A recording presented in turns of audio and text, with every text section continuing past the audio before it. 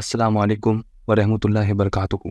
हाल ही में मैं सूरा बकरा का इंग्लिश तर्जुमा पढ़ रहा था और ये कोशिश कर रहा था कि मैं सूरा को बहुत डीपली समझूं और मुझसे कोई डिटेल्स मिस ना हो।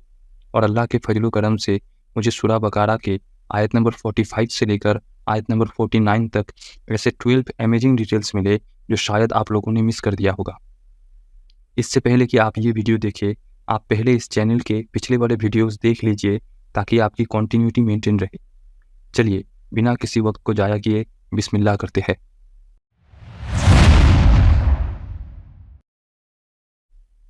आयत नंबर 45 में अल्लाह कहते हैं नमाज और सब्र से मदद लिया करो। यहाँ पे जो सब्र का मेंशन किया गया है उसको स्कॉलर्स ने 3 कैटेगरीज में डिवाइड किया है। बहुत मुश्किल है कि हम फजर का नमाज पढ़ने होते, बहुत मुश्किल है अपने पैसा या प्रॉपर्टी से सदका करना या ज़कात देना, बहुत ज़्यादा इबादत करना भी मुश्किल है। बहुत सारे स्कॉलर्स का मानना है अल्लाह ने ऐसे में सब्र करने को बोला है। बहुत मुश्किल है अपने आप को खराब चीज़ों से रोकना।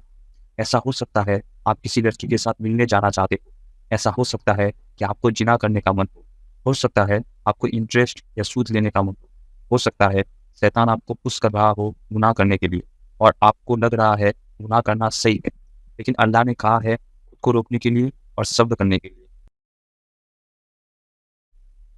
मान लीजिए किसी को भी बड़ी बीमारी डायग्नोस्ट हुआ है या किसी का कोई अपना इस दुनिया से चला गया है, आपकी ज़िंदगी में पैसों की दिक्कत चल रही है। ऐसे सिचुएशंस में अल्लाह ने हमको सब्र करने को कहा है। जो 3 तरह के सब्र का जिक्र हुआ, श्योरली ये तीनों तरह के सब्र को मेंटेन करना बहुत मुश्किल है, लेकिन अगर हम अल्लाह के आगे पूरी तरह से खुद को सबमिट कर सके तो हमारे लिए सब्र करना आसान हो जाता है। इसीलिए अल्लाह वर्स 45 में कहते हैं ये बहुत मुश्किल काम है सिवाय उनके लिए जो हम्बली सबमिसिव है। आयत नंबर 45 में अल्लाह कहते हैं नमाज और सब्र से मदद लिया करो। हदीस में कहीं जगह पे मेंशन है जब प्रोफेट मोहम्मद सल्लल्लाहु अलैहि वसल्लम को कोई दुख पहुंचता था या वो कोई मुश्किलात फेस करते थे तो वो नमाज पढ़ते थे। तो मुसलमानों को चाहिए नमाज और सब्र से मदद लिया करे। मैं दुआ करता हूँ कि अल्लाह हमारी ज़िंदगी आसान करे। आयत नंबर 47 में अल्लाह यहूदियों से कहते हैं कि मैंने तुमको दुनिया से ऊपर दर्जा दिया था। यहाँ पे अलग अलग स्कॉलर्स का अलग अलग ओपिनियन है। कुछ स्कॉलर्स का मानना है यहूदी अपने टाइम के सबसे बेस्ट कम्युनिटी या नेशन था, क्योंकि इनमें से बहुत सारे प्रॉफिट्स निकल के आए थे, बहुत सारी किताबें थे इनके पास। इन फजलों की वजह से इनका दर्जा बाकी इंसानी कम्युनिटीज से ऊपर था। कुछ स्कॉलर्स कहते हैं कि हमें इस आयत के जनरल मीनिंग के साथ जाना चाहिए, यानी कि बनी इस्राइल सबसे वर्चुअस और सबसे प्रेफरेबल उम्मा थे उनके टाइम के। आयत नंबर 48 में अल्लाह कहते हैं उस दिन से डरो। वो दिन कौन सा है?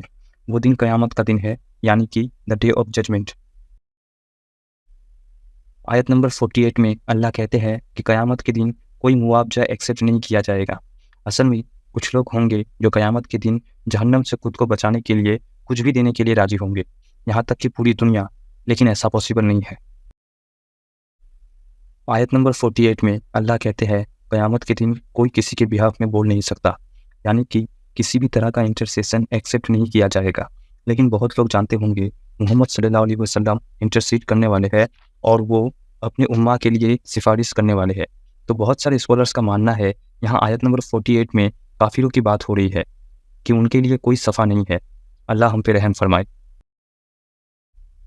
अल्लाह सुब्हानो तआला आयत नंबर 40 और आयत नंबर 47 में बनी इस्राइल से कहते हैं कि वो फेवर्स या वो नियामतें याद करो जो मैंने तुम पर किए हैं।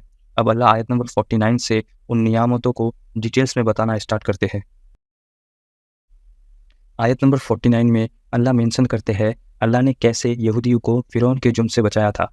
ये जो जुल्म की इंसिडेंट्स है कि यहूदियों की न्यू बॉर्न बच्चों को मार देना और उनकी लड़कियों को छोड़ देना, ये इंसिडेंट्स इजिप्ट या मिस्र में हो रहे थे। इस आयत में फिरौन के लोगों के बारे में मेंशन किया गया है। फिरौन के लोग यहूदियों के ऊपर जुल्म करते थे।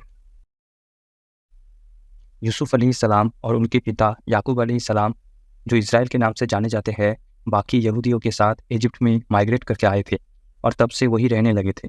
जो ओरिजिनल इजिप्ट के लोग थे वो कॉप्स के नाम से जाने जाते थे, जो कि फिरौन के लोग थे। वो इजिप्ट के इंचार्ज बन गए थे। इजिप्ट में कई सारे फिरौन थे, उनमें से एक फिरौन को सपना आया कि एक आग جو شام سے آئے گی وہ ہر قبض کے گھر کو جلا کے رکھ دے گی۔ جو بھی اس آگ کے راستے میں آئے گا سب کچھ تباہ ہو جائے گا سوائے یہودیوں کے گھروں کے۔ وہ فرعون پھر اس کے سارے ایڈوائزرز اور جادوگروں کو بلاتا ہے اور پوچھتا ہے کہ اس سپنے کا مطلب کیا ہے۔ تو وہ لوگ کہتے ہیں کہ تمہاری تباہی اور تمہاری سامراجیہ کی تباہی کسی ایک یہودی آدمی کے ہاتھ سے ہونا ہے۔ تو فرعون کو ایک آئیڈیا آتا ہے اور وہ یہودیوں کے سارے لڑکوں کو مارنا اسٹارٹ کرتے ہیں۔ لیکن پروفیٹ ہارون علیہ السلام اور ان کے چھوٹے بھائی پروفیٹ موسیٰ علیہ السلام بچ جاتے ہیں۔ موسیٰ علیہ السلام کیسے بچتے ہیں اس کی ایک لمبی کہانی ہے جو کہ ہم بعد میں ڈسکس کریں گے انشاءاللہ، لیکن ہارون علیہ السلام کیسے بچتے ہیں یہ حیران کرنے والی بات ہے۔ اس کے لیے الگ الگ اسکالرس کا الگ الگ اوپینین ہے۔ بہت سارے اسکالرس کے حساب سے وہ لوگ ہر آلٹرنیٹ سال میں لڑکوں کو ہتیا کرتے تھے، یعنی کہ ایک سال ہتیا کرتے تھے اور دوسرے سال چھوڑ دیتے تھے۔ بہت سارے اسکالرس کا ماننا ہے فرعون کے لوگوں نے ایک وقت کے بعد لڑکوں کو مارنا بند کر دیا تھا، کیونکہ اگر سارے جوان لڑکے مر جاتے تو جو دیش میں لیبر والے کام ہے وہ کون کرتے۔ یہاں پہ ایک بات سمجھنا ضروری ہے، فرعون کسی ایک شخص کا نام نہیں ہے، فرعون ایک عہدے کا نام ہے۔ مصر کے راجاؤں کو فرعون کہا جاتا تھا۔ فرعون کے لوگ یہودی لڑکیوں کو زندہ رکھتے تھے۔ ایسا وہ اس لیے نہیں کرتے تھے کہ انہیں رحم آتا تھا لڑکیوں پر، وہ بس اس لیے کرتے تھے کیونکہ ان کو پتہ تھا فرعون کی تباہی کا ذمہ دار ایک لڑکا ہوگا۔ اللہ یہودیوں کو فرعون اور اس کے لوگوں کے جرم سے بچاتے ہیں۔ یہ اللہ کا یہودیوں پر کیا گیا پہلا فیور ہے جو اللہ آیت نمبر 49 میں مینشن کرتے ہیں۔ آج کے لیے بس اتنا ہی۔ اگر آپ کو یہ ویڈیو اچھا لگا تو ویڈیو کو لائک کرے، اگر آپ میرے ویڈیوز پہ انٹرسٹڈ ہے تو چینل کو سبسکرائب کر کے بیل آئیکن دبائے، اور اگر آپ کے پاس کوئی الگ ڈیٹیلز ہے یا میرے ویڈیو میں کوئی مسٹیک ہے تو کمنٹ سیکشن میں ضرور بتائے۔ السلام علیکم ورحمۃ اللہ وبرکاتہ۔